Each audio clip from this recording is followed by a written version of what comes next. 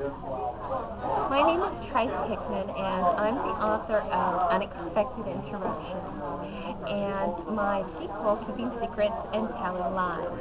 My debut novel, Unexpected Interruptions, is a story about a young black woman who becomes involved with two men.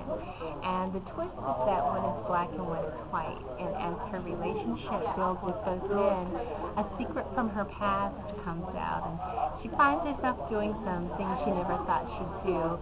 And along the way, she's joined by an interesting cast of friends and foes that kind of help her as she journeys to find her own truth. But ultimately, it's a story about making choices and following your heart. And it explores a lot of interesting social issues, not just race and interracial dating, but also issues like skin color bias in the black community, and class stratification issues, and issues of family dysfunction, and friendship, and just a lot of different issues that I think make for a very interesting book discussion. So I'm really excited about the books. They've been very well received by readers from across the country, and I can't wait to introduce everyone to Keeping Secrets and Telling Lies, which is coming out. It'll be released nationwide in bookstores June the 23rd. So pre-order a copy today. Some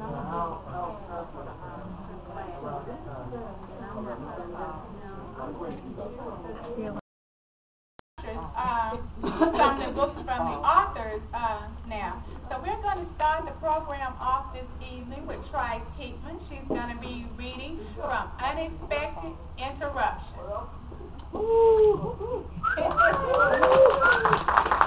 Thank you, Ella, and thank you so much to all the members of Expressions Book Club who just did a wonderful job of showing us appreciation. Thank you so much. Because this really means a lot for authors and readers too, to bring authors and readers together and people who just love literature and appreciate good books. So thank you again so much. I'm Trice Hickman, and my debut novel is Unexpected Interruptions, and it's a story about a young black woman who becomes involved with two men, and one is black and one is white. And as her relationship builds with both men, a secret from her past that she thought she'd buried a long time ago comes back up to kind of haunt her in her life as she tries to journey to find her own truth. And it's a story about making choices. And the book deals with a lot of different social issues, not just race and interracial dating, but also issues like skin color bias in the black community and class stratification and issues that of family and betrayal and love. And so I think it makes for a good read for a book club because there's a lot of controversial issues in the book. I'm not going to read a whole lot. It's just going to be a quick little passage from the book. And in this scene in the book, when the book starts off, the main character, Victoria, has been on a year-long self-imposed hiatus from men. She had a very bad breakup with her fiancé, and she just put men to the side.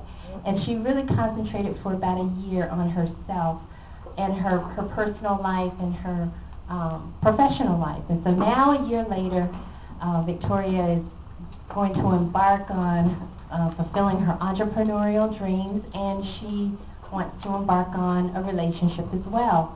And this passage is called, Please Send Me a Good Man. Later that night as she lay in bed, Victoria replayed her dinner conversation with her friends over and over in her mind. She had to admit that there was something intriguing about Ted Thornton. On the surface, Ted possessed the very qualities she loved. He was intelligent and kind, with a good sense of humor, and to top it all off, he was very handsome. But he was also the kind of man who seemed too good to be true. And in her experience, if they seemed too good, there was usually something bad hidden in the shadows. Then her mind drifted to Mr. Gorgeous. Even though he was apparently taken, she still hoped she'd meet him again. She didn't know if it was just pure and simple physical attraction or a rare and wonderful spiritual connection. But whatever it was, it had made her tremble inside. When she looked into his eyes and heard the concern in his voice after her fall, she wanted to kiss him right there on the spot. When he knelt close beside her, he smelled like citrus and spice, exciting her senses. She remembered that he hadn't been wearing a wedding ring, and that his hands were soft and smooth like those of an artist or a pianist. Meeting him had awakened carnal desires that Victoria had pushed away for over a year, and now thinking about him was making her body ache for a man's touch. She needed relief. She hopped out of bed and took a long shower to calm her urges, but when she crawled back under the warm comforter, all she could think about was Mr. Gorgeous and the intense throbbing between her legs.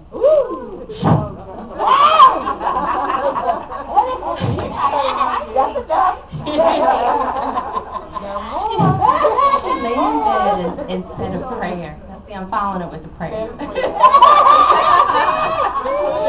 God, please send me a good man who's kind and gentle, who knows how to treat a woman like a lady and take responsibility for himself as a man.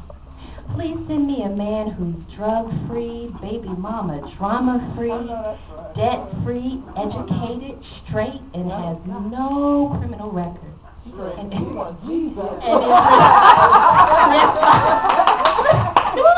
responsible to others. And God, please let him be an honest man, because I can't tolerate any more deceitful liars. And please send me a man who'll love me even after he discovers that I'm quirky and stubborn and slightly neurotic. Please let him be the kind of man who loves children and laughter and long walks in the park and traveling to exotic places, eating rich food and drinking good wine, telling silly jokes. God, let him be patient and understanding. And please, please let him be the kind of man who knows how to fix things around the house. And Lord, send me someone who's good to look at. He doesn't have to be Denzel handsome, but if he could be somewhere in that ballpark, I'd really appreciate it. And God, I know I'm asking a lot, but I have one last request. Please send him fast. Amen.